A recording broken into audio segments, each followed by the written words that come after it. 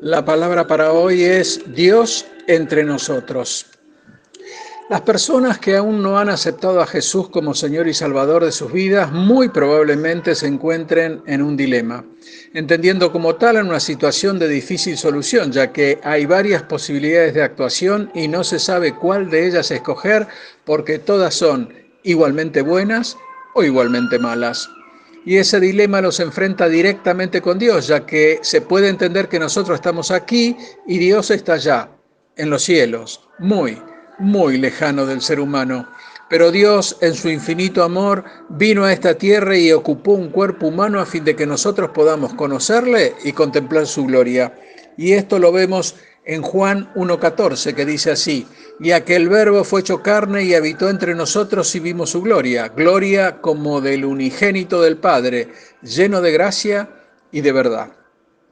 Y así la brecha entre Dios y el hombre fue cerrada en una manera que nunca antes se imaginó en la mismísima historia. Dios se hizo hombre, Jesús vino a vivir una vida aceptable a Dios a fin de que nosotros podamos ser perdonados por nuestras vidas inaceptables por culpa del pecado. Y para poder internalizar estos conceptos deberíamos entender correctamente la encarnación, y para esto deberíamos hacer foco en la última parte del versículo base de este devocional, donde podemos ver que Jesús estaba lleno de gracia y de verdad. Y esto quizás sea un concepto difícil de entender, pero debemos comprender que ambas, gracia y verdad, trabajan juntas. Es primordial entender que Jesús no fue mitad gracia y mitad verdad. Él estaba lleno de ambas. Porque podemos ministrar la verdad al decir: fulano, si sigues por este camino te vas al infierno, necesitas cambiar y recibir a Jesús. Y esto es verdad, pero quizás el interlocutor no recibe el mensaje porque al mismo le falta la gracia. Ahora, si decimos la misma verdad pero acompañada de una explicación, por ejemplo, de cuál es el propósito de Dios para su vida y que la misma tiene sentido y que Jesús quiere venir a vivir con él y hacer de su cuerpo su propio templo, seguramente se estará mucho más cerca de que esa persona preste atención y entienda esa verdad, pero dicha con gracia. Hermano, nosotros debemos tomar el ejemplo de Jesús, ya que él todo lo que habló fue verdad, pero también estaba lleno de gracia. Si no, miremos cómo ministró a Pedro, quien lo había negado 3 veces, y él, por 3 veces, le preguntó si lo amaba. Jesús siempre fue personal con sus discípulos y se mostró tal cual era, y a Pedro lo trató con gracia y también lo amó. Pedro no necesitaba que Jesús le dijese la verdad sobre lo que él había hecho, simplemente porque Pedro ya estaba roto por dentro. Pedro sabía lo que había hecho y no se enorgullecía de haber negado al Maestro.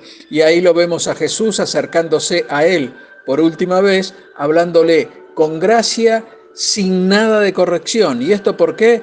Porque Pedro ya sabía que estaba equivocado. Como seres humanos vamos a lidiar con el pecado, con los errores, la falta, los deslices y por sobre todo con el quebrantamiento. Ninguno de nosotros será inmune a los ataques del diablo.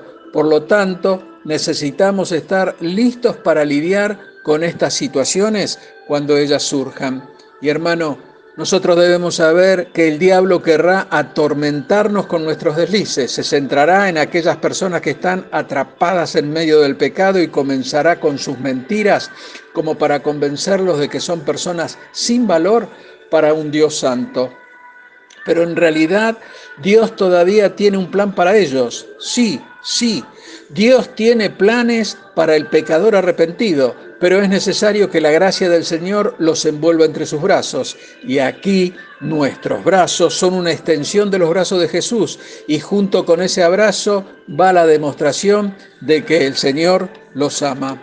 Y aquí podemos decir que la verdad viene cuando hay arrepentimiento y la gracia envuelve cuando hay aceptación del caído y se le hace saber que aún Dios no ha terminado con ellos. Por supuesto, esto no significa que no haya consecuencias por las malas acciones. Esas cuentas se pagan aquí, en esta tierra. Pero si ministramos en gracia y en verdad, quiere decir que no solamente corregimos, sino que también sanamos. El apóstol Pablo le dijo a Timoteo: corrige, reprende y anima. Esto quiere decir que cuando vemos el pecado lo corregimos y lo reprendemos. Debemos explicar por qué está mal seguir por ese camino y enseñar cómo evitarlo. Y luego de esto también debemos dar consuelo y aliento. Y esto es gracia, ya que esto sanará las heridas, ya que si solo nos quedamos en corregir y reprender, solo estaremos condenando. Pero si también alentamos, estaremos ministrando como lo hizo Jesús. Dios te bendice. Amén.